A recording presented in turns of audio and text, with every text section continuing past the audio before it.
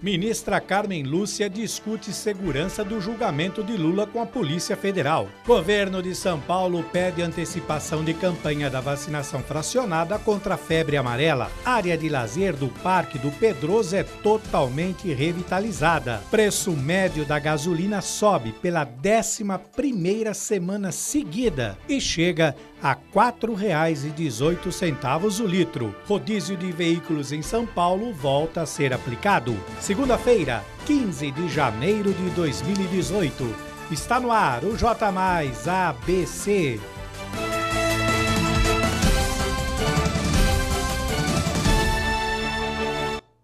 Olá, boa noite e bem-vindos a mais uma edição do J Mais ABC.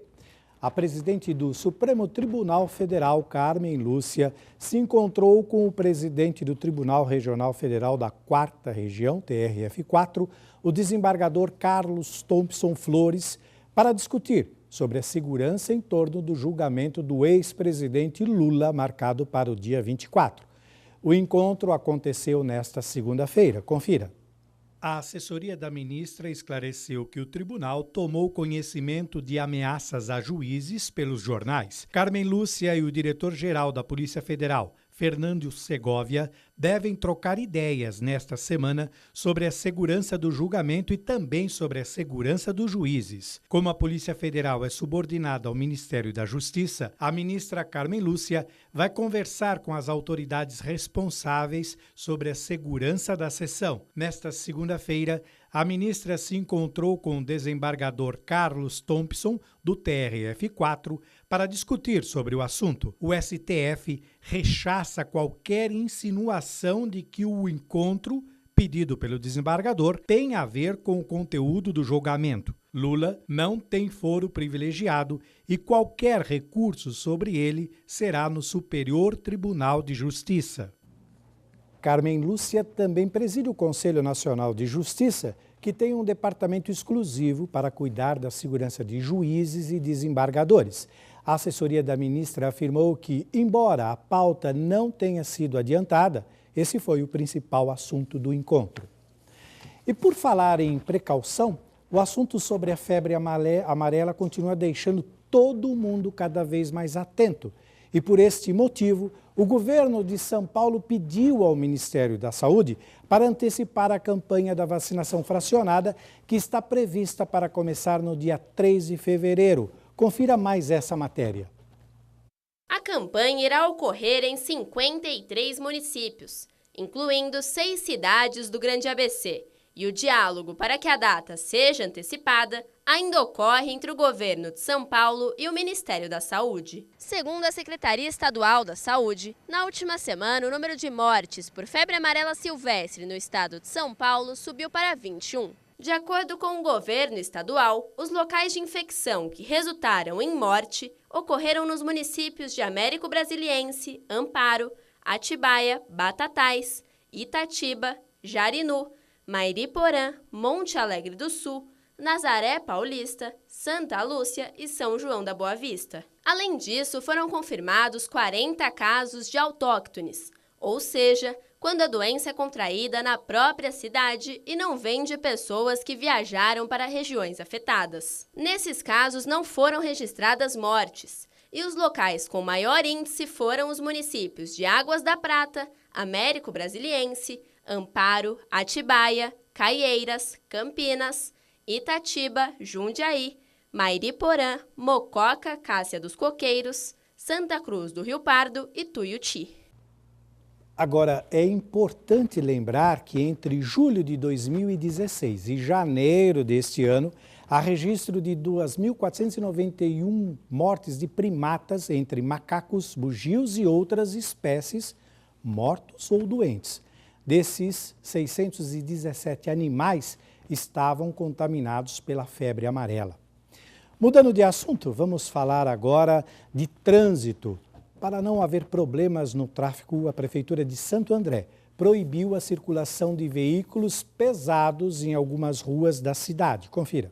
Para ordenar o tráfego dos bairros Jardim Cambuí e Oriental, o Departamento de Engenharia de Tráfego realizou um detalhado estudo técnico das ruas Sinai, Quênia e Travessa Tarco. A conclusão apontou para a necessidade de implantação de mão única e sinalização de proibição de tráfego de caminhões e ônibus. As mudanças foram feitas devido às solicitações dos moradores da Rua Quênia, por conta do aumento de tráfego de caminhões e veículos pesados pelo local, visto que após a canalização do córrego Taioca, foi aberta a passagem da Rua Fernando de Medina Braga até a Rua Quênia e se configurou como um caminho alternativo de caminhões entre os bairros Jardim Milena e Jardim Cambuí. A medida, então, proíbe o tráfego desses veículos e distribui e reordena o tráfego de veículos pelas ruas Sinais e Quênia. O Departamento de Engenharia de Tráfego orienta que os caminhões e ônibus que se utilizam deste caminho passem a usar as vias principais dos bairros que possuem maior capacidade de pavimento e de tráfego, como as avenidas Rangel Pestana e João do Sim, mais adequadas a este tráfego pesado. A sinalização será feita no período da manhã desta segunda-feira, a partir das 8,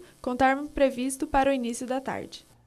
Para ordenar o tráfego e orientar os motoristas, o Departamento de Engenharia e Tráfego, o DET, destacará agentes no local durante a primeira semana, posicionando sinalização em reforço com cavaletes e cones.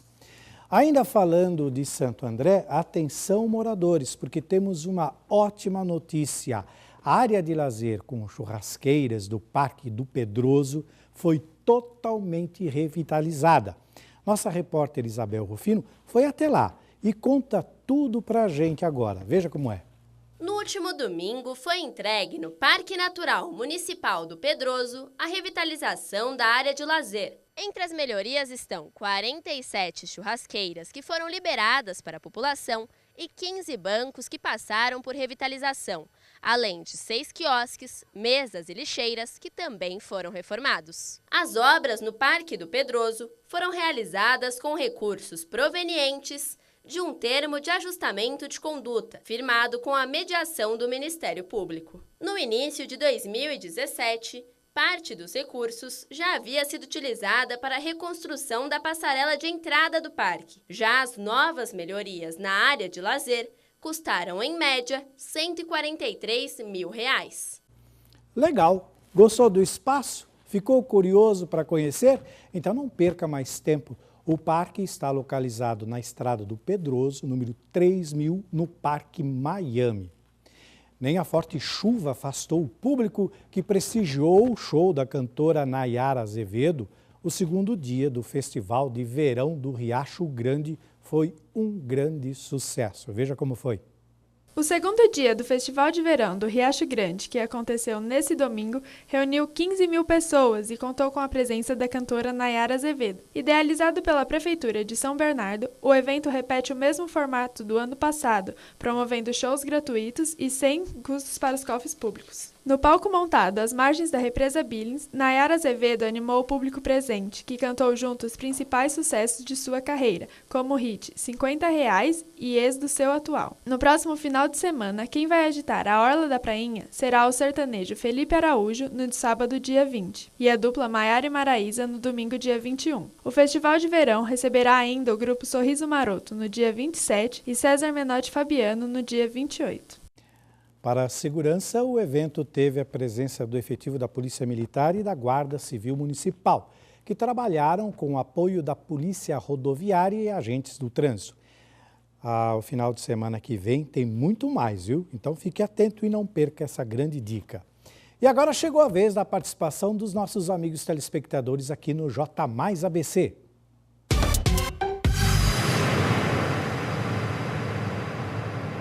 Muito bem, você, amigo telespectador, pode participar do J Mais ABC mandando a sua opinião, críticas, sugestões e pode mandar também sua denúncia. O importante é que você fale com a gente. É assim, se tiver alguma coisa errada aí na sua rua ou no seu bairro, mande uma mensagem aqui para a gente. O nosso WhatsApp é o seguinte, papel e caneta na mão, 972335094. Olha aqui, ó, tá inteirinho aqui para você, ó. 972335094. Você também pode enviar pelo nosso Facebook, que é muito fácil, TV Mais ABC.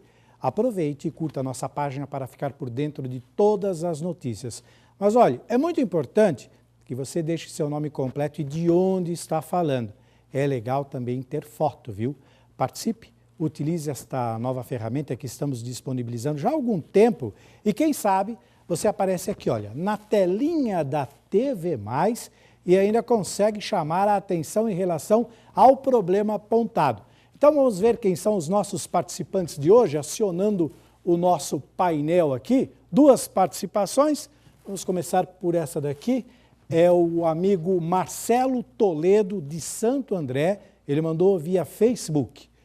As autoridades responsáveis pela segurança do trânsito na região do Parque Regional da Criança, em Santo André, informou, que devido à interdição do viaduto em frente ao atacadista na Avenida dos Estados, os veículos, carros, caminhões e até ônibus estão passando pela rua paralela, que é a rua Guaxinduva, não respeitando lombadas, cruzamentos e em velocidades incompatíveis, colocando os moradores em risco. Marcelo Toledo de Santo André fazendo aí uma denúncia, uma reclamação, um alerta sobre um provável acidente e muito mais, colocando em risco, como ele mesmo disse, toda a população da região. Marcelo, está feita a sua denúncia, provavelmente já viram e quem sabe a gente tem essa resposta para poder passar para você, tá bom? Então, essa foi a participação do Marcelo. Vamos aqui para a segunda participação, é o Nelson Luiz, também de Santo André, ele manda via WhatsApp. Boa noite, mais uma vez venho reclamar de um assunto bastante comentado, as famosas obras da Avenida dos Estados em Santo André. Quando achamos que acabou, cai mais uma ponte e a confusão continua.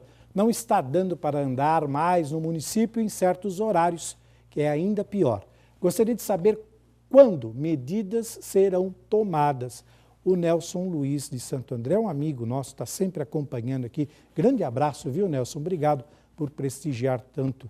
E olha só, 2 reclamações de trânsito na região. Tá aí, essas foram as nossas participações de hoje. Muito bem. E agora um esclarecimento importante. Nós deixamos aqui um espaço aberto para as empresas ou órgãos citados nas mensagens. Neste caso, a Prefeitura de Santo André, tá? Para que possam se manifestar, se defender ou se justificar. O espaço está aberto. E mais uma vez agradecemos a todos que estão participando deste quadro. Para reforçar, o nosso WhatsApp é 972335094 e o nosso Facebook TV Mais ABC. Nós vamos para um rápido intervalo e aproveite esse tempinho e vá lá na nossa página do Facebook, deixe o seu like para acompanhar as notícias do nosso portal. No próximo bloco vamos falar um pouco sobre a enquete da semana do Opina Mais. Você acha que Lula será preso? Nossa equipe foi às ruas para saber a opinião das pessoas. Não saia daí. J Mais ABC volta em instantes.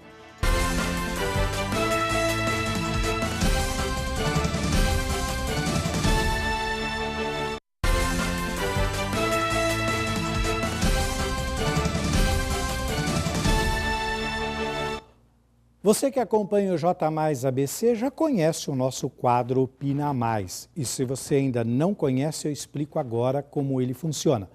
Toda semana nós lançamos aqui uma enquete para que você participe dando a sua opinião. Para participar, basta você entrar no nosso Facebook, que é TV Mais ABC, muito simples. E lá no quadro Opina Mais, deixar a sua opinião sobre o assunto da semana. Muito fácil. Nesta semana, a enquete é a seguinte: você acha que Lula será preso? Sim ou não? Agora, o porquê desta enquete.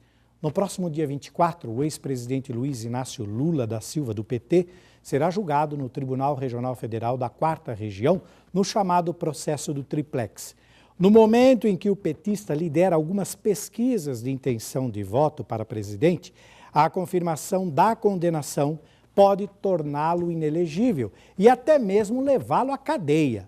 A menos de 2 semanas da defesa de Lula tenta a todo custo adiar o julgamento. Se a sessão não for adiada e Lula for de fato a julgamento no dia 24, ele passará a ser o político investigado na Lava Jato mais rapidamente julgado no TRF4. No processo do triplex, o Ministério Público Federal denunciou Lula pelos crimes de corrupção passiva e lavagem de dinheiro.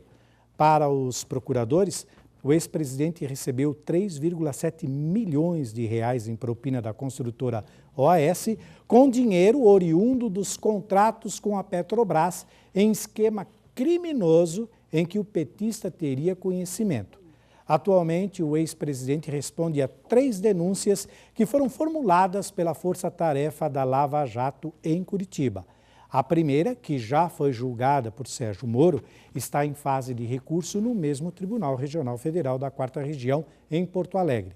Nela, o político foi condenado a 9 anos e meio de prisão. Então, nós queremos saber de você, amigo telespectador, na nossa enquete. Você acha que Lula será preso? Entre no nosso Facebook e dê a sua opinião, sim ou não, lá no quadro Opina Mais. Mas é assim, a gente não quer saber a sua opinião se você quer que ele vá preso, a gente quer saber se você acha que Lula será preso. Na sexta-feira, que vem agora, nós vamos divulgar o resultado aqui no nosso quadro Opina Mais. Falando ainda no tema da enquete do Opina Mais dessa semana, a nossa repórter Isabel Rufino foi até as ruas da região aqui no ABC para saber da população se as pessoas acham se o Lula será preso ou não. Vamos conferir aqui alguns resultados no telão. Você acha que o Lula será preso? Não, se fosse para ser preso já tinha sido, né? Muitos argumentos que eles procuram para tentar retardar mais ainda a prisão dele. Então, quanto mais demora, vai o quê? Prescrever. Então, ele não vai ser preso. Eu acho que não, porque eu acho que está muito frágil as acusações, tá, sobre ele, no que tange assim a questão daqueles apartamentos, né, questão assim de imóveis que não estão no nome dele. Então, eu acho que a partir daí vai ser complicado. Não, eu acho que existe muita coisa por trás disso ainda, né? Um cenário político muito amplo e com a prisão dele eu acho que vai despertar uma ira que talvez a sociedade não esteja preparada a suportar o que vai vir, né? Mas eu acho que não será preso. Tá aí, é o povo falando. Agora nós queremos saber a sua opinião aí de casa. Então entre em nosso Facebook, TV Mais ABC, e deixe a sua opinião. E para aprofundar e entender um pouco mais sobre este assunto da nossa enquete, recebemos aqui nos estúdios da TV Mais o nobre advogado e amigo, doutor Antônio de Pádua Saraiva. Como vai, Pádua? Tudo prazer bem? Imenso tê-lo aqui comigo mais uma vez. Prazer, meu. E para falar de um assunto tão polêmico, né? Vamos lá. A população, como o senhor viu, está aí indignada, até quer, mas não acredita. E eu queria que o senhor explicasse para a gente um pouco sobre esse processo, o que pode realmente acontecer e também por que as pessoas estão tão desacreditadas. É uma falta de credibilidade da justiça ou eles acham que ele é muito poderoso? Não, na verdade é um misto de tudo, né? Esse processo é um marco na justiça pela sua agilidade, pela sua velocidade. Jamais se ouviu falar na história do Brasil, a história recente, principalmente, que um político pudesse ser julgado e julgado tão rápido em segunda instância. Agora, eu não tenho a menor dúvida de que ele não será preso. Juridicamente falando? Juridicamente falando, por um motivo muito simples. Caso ele venha a ser condenado por unanimidade, ou seja, os 3 desembargadores forem unânimes nas suas decisões, ainda assim cabe recurso. O primeiro recurso que cabe é o chamado embargo declaratório. Sim. O que seria esse recurso? Esse recurso é um recurso que tem o objetivo de esclarecer a decisão. Imaginando que essa decisão não seja clara, não seja o objetivo suficiente, então os desembargadores, os julgadores, são obrigados a esclarecer isso daí. Nós, advogados, costumamos usar isso daí até por necessidade de ofício, porque lá na frente a gente esbarra em algum outro problema. E se a gente não tiver embargado no momento oportuno, a gente não pode fazê-lo. Bom, além disso tem o seguinte, imaginando que no julgamento os 3 desembargadores não conhecem os votos. Normalmente o relator faz o voto, o revisor também faz o voto e o terceiro juiz, o terceiro julgador, ele não conhece o voto dos 2. Então pode ser que ele venha pedir vista. Esse terceiro juiz possa pedir vista. Se ele o fizer, fatalmente o julgamento será suspenso. Vai mais tempo ainda. Não há prazo para isso. Não há prazo. Não há prazo. Imaginando que o julgamento aconteça normalmente e que não ocorra um consenso. Então nós teríamos aí 2-1, por exemplo, a favor ou contra. Cabe o chamado embargos divergentes, Que é outro recurso. Além disso, nós temos no calendário político prazos para registro de chapas. E aí eu não estou falando mais da questão da prisão, estou falando um pouquinho da parte política, mas depois eu volto lá. Até 15 de agosto pode ser registrada chapas. Certo. Então o Lula pode ser candidato.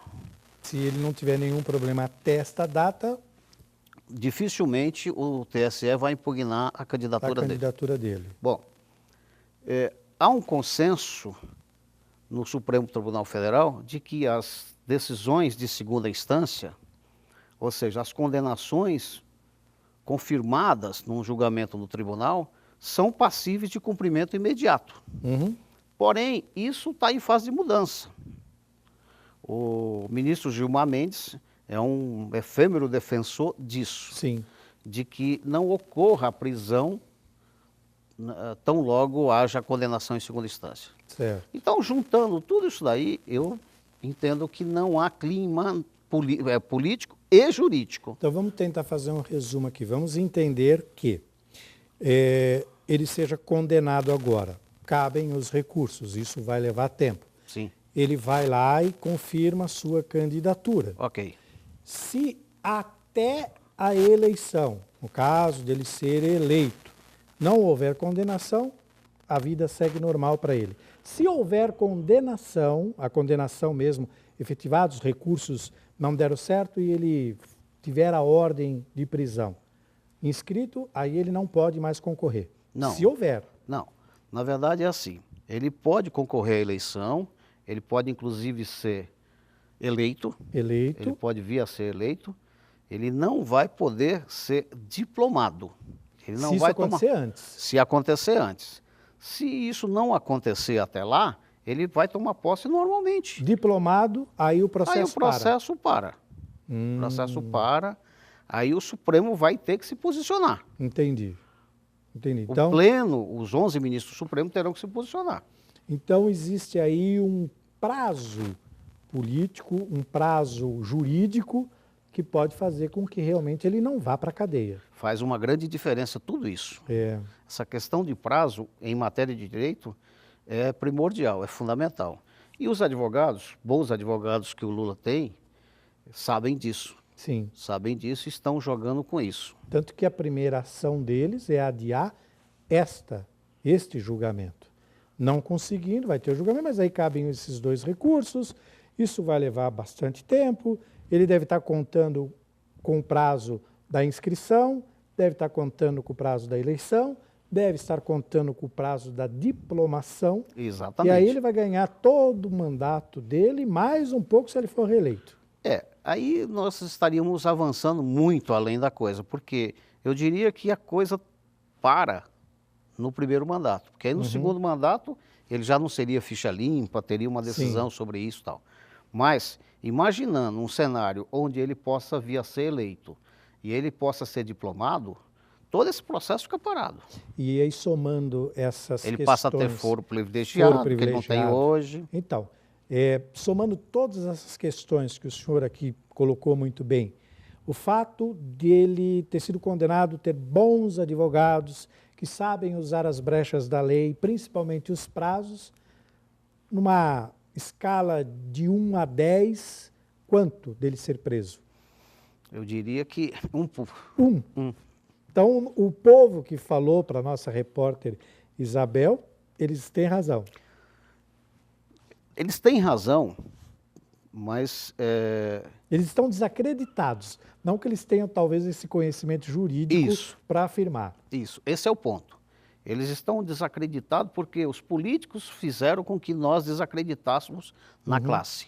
Sim. Mas eu estou aqui falando das questões legais, das questões jurídicas. E sobre a ótica jurídica, não há tempo hábil para que a coisa aconteça. Tá? Por mais velocidade que tenha acontecido, está acontecendo esse julgamento, o tempo é muito exíguo. O senhor disse que existe um desgaste e uma falta de credibilidade por alguns políticos que agiram.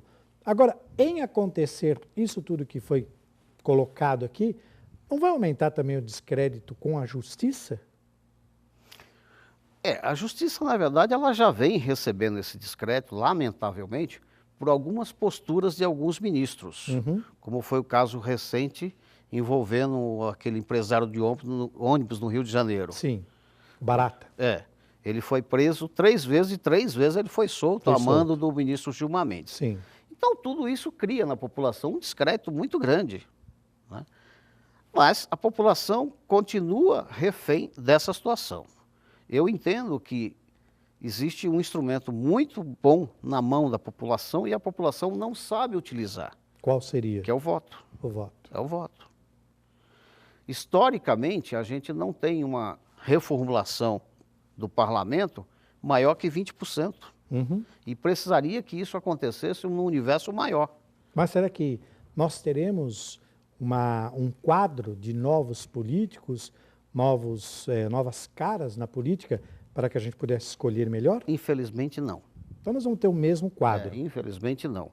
A gente tem na história recente do Brasil, de 30 anos para cá, mais ou menos, a gente teve pelo menos Collor, a gente teve Lula, a gente teve Dilma, e todos eles acabaram mostrando... E os coadjuvantes que ficam ali tirando um pouquinho de voto e no final dando esses votos. Então, o cenário político, lamentavelmente, ainda não permite uma reformulação como deveria acontecer.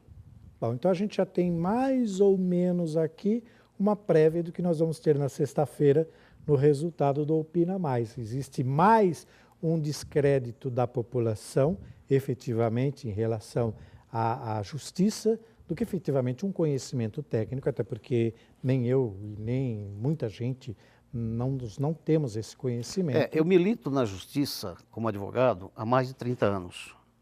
E eu jamais tinha visto embates ferrenhos onde a coisa entrasse num desnível tão grande, como aconteceu recentemente no julgamento do Supremo Tribunal Federal.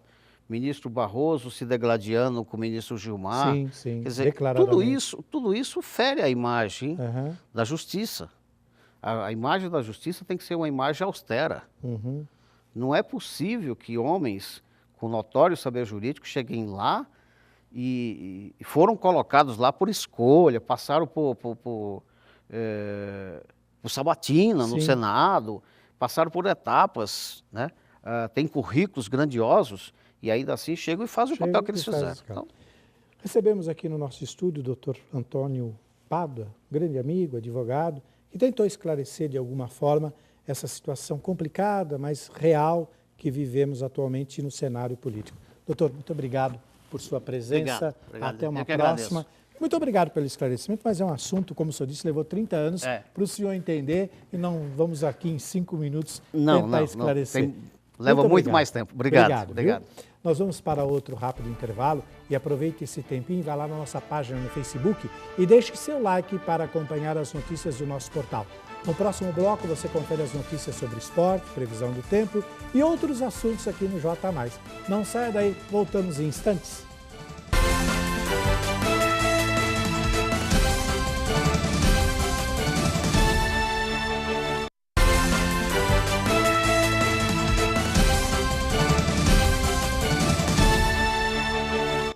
Muito bem, estamos de volta e para falar de um assunto que dói no bolso do brasileiro.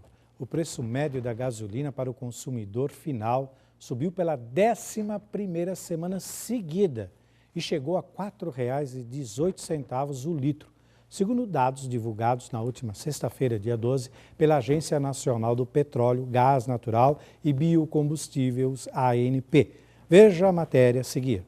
Na semana passada, o avanço foi de 0,77%. Na mesma semana, a Petrobras subiu o preço da gasolina das refinarias em 0,74%, segundo a política de preços que reajusta os valores quase diariamente com o objetivo de acompanhar as cotações internacionais. O repasse ou não para o consumidor final depende dos postos. A semana foi marcada por recorde dos preços internacionais do petróleo. Na quinta-feira, dia 11, O barril chegou a bater a marca de $70 pela primeira vez em 3 anos. Tivemos ainda por elevação do preço médio do diesel, que passou de R$ 3,35 para R$ 3,36, um avanço de 0,35% na mesma semana em que a Petrobras reduziu o preço em 0,4% nas refinarias. No ano, o diesel já subiu 1,26% nas bombas, ainda considerando dados da ANP. Já o etanol subiu 0,57%, de R$ 2,94 para R$ 2,96 por litro, acumulando alta de 1,75% nas 2 primeiras semanas de 2018. Enquanto isso, o preço do botijão de gás de cozinha subiu 0,11% na semana, de R$ 67,20 para R$ 67,28. Tá difícil mesmo, viu? Em 2018, o preço da gasolina já acumula alta de 2%. Desde a adoção da política de preços da Petrobras e do aumento dos impostos sobre os combustíveis, em julho de 2017, o preço da gasolina acumula alta de 19% nas bombas, ainda considerando a média calculada pela ANP. E por falar em elevação de preços, vamos conferir agora os números do mercado financeiro desta segunda-feira. Vamos lá ao nosso painel, então, ver como é que está essa cotação. O dólar comercial teve queda de 0,7%, fechando a R$ 3,20. O euro teve alta de 0,69%, fechando a R$ 3,93. A Bovespa teve uma alta de 0,34%, fechando com 79.619 pontos. E já que estamos falando em dinheiro, fique atento para não gastar com multas. O rodízio de veículos de passeio em São Paulo voltou a ser aplicado nesta segunda-feira, após ter ficado suspenso desde 22 de dezembro. Nesta segunda-feira, os carros com finais de placas 1 e 2 não puderam novamente transitar dentro da área de rodízio nos horários determinados, que é das 7 da manhã às 10 e depois das 17 às 20 horas. Vamos ver.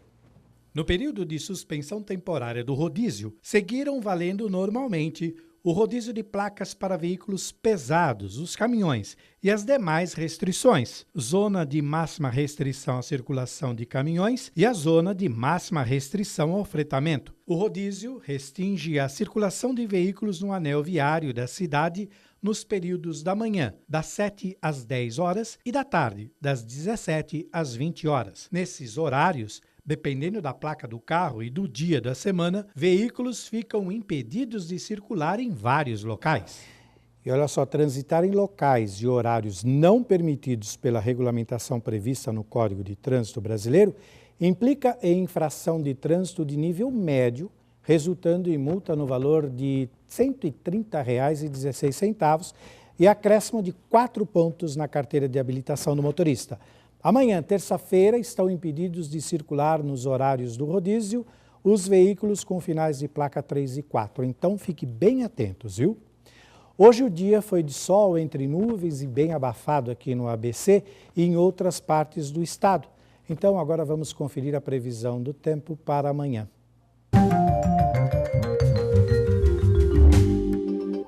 Muito bem, indo aqui para o nosso painel, vamos ver a previsão para amanhã, terça-feira. Aqui no ABC, em São Caetano, mínima de 21, máxima de 27 graus. Em São Paulo, capital, mínima também de 21 e máxima de 28. No litoral, em Santos, mínima de 24, máxima de 30 graus. Em Bauru, interior de São Paulo, mínima de 20 e máxima de 29 graus. E já que estamos falando de tempo, para algumas pessoas não tem tempo ruim, não é? Tem gente que está sempre de bem, né? Olha só essa notícia. Um ciclista francês de 106 anos vai se aposentar do esporte. Robert Marchand deixou o ciclismo por orientação médica na semana passada. Os médicos não querem que o homem centenário se esforce. No ano passado, ele chamou a atenção ao percorrer mais de 22 quilômetros em 1 hora. Confira a matéria.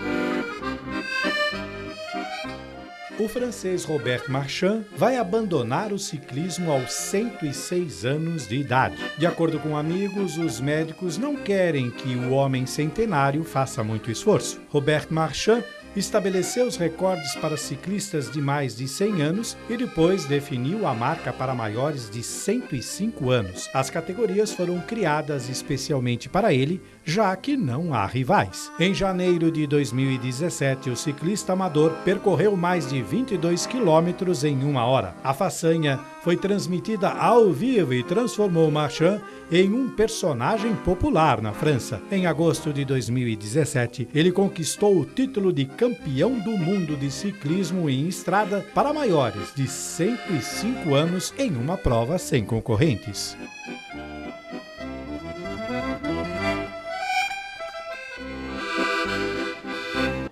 Marchand nasceu em 26 de novembro de 1911, em Amiens, e trabalhou por muitos anos como socorrista em Paris. Agora vive em um pequeno apartamento nos subúrbios parisienses e pedala diariamente segundo pessoas próximas. Olha que lição de vida, hein? E aproveitando o assunto esportivo, vamos falar de futebol aqui no J Mais ABC. É hora de esporte!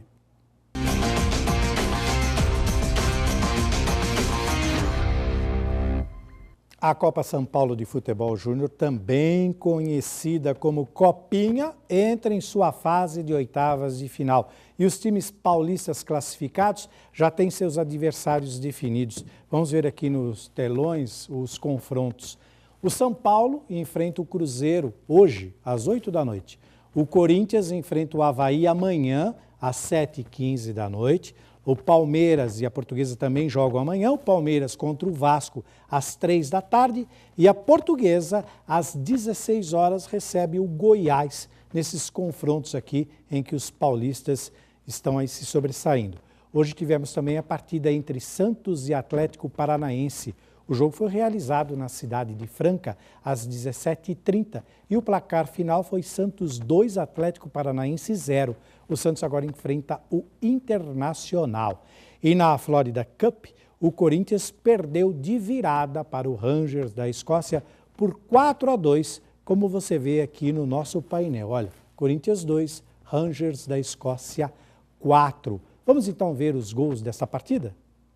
Apesar do Corinthians sair do torneio da Flórida sem nenhuma vitória no tempo normal, o técnico Fábio Carille termina a competição satisfeito com o rendimento de seus titulares. Neste sábado, o time principal abriu 2-0 no primeiro tempo contra o Rangers da Escócia. Após as mudanças, os reservas levaram a virada. Placar final, derrota por 4-2.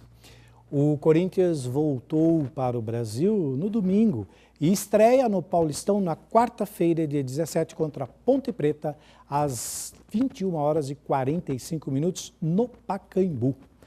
O J Mais ABC desta segunda-feira, 15 de janeiro, Dia Mundial do Compositor, termina aqui. Outra exibição do nosso telejornal, você confere como de costume à 00h30. Entre e curta e também aproveite para responder a enquete que está na nossa página no Facebook TV Mais ABC. Veja essas e outras notícias em nosso portal tvmaisabc.com.br. Daqui a pouco, às 8 horas da noite, começa o Esporte Mais. Não perca! Uma ótima noite e até amanhã!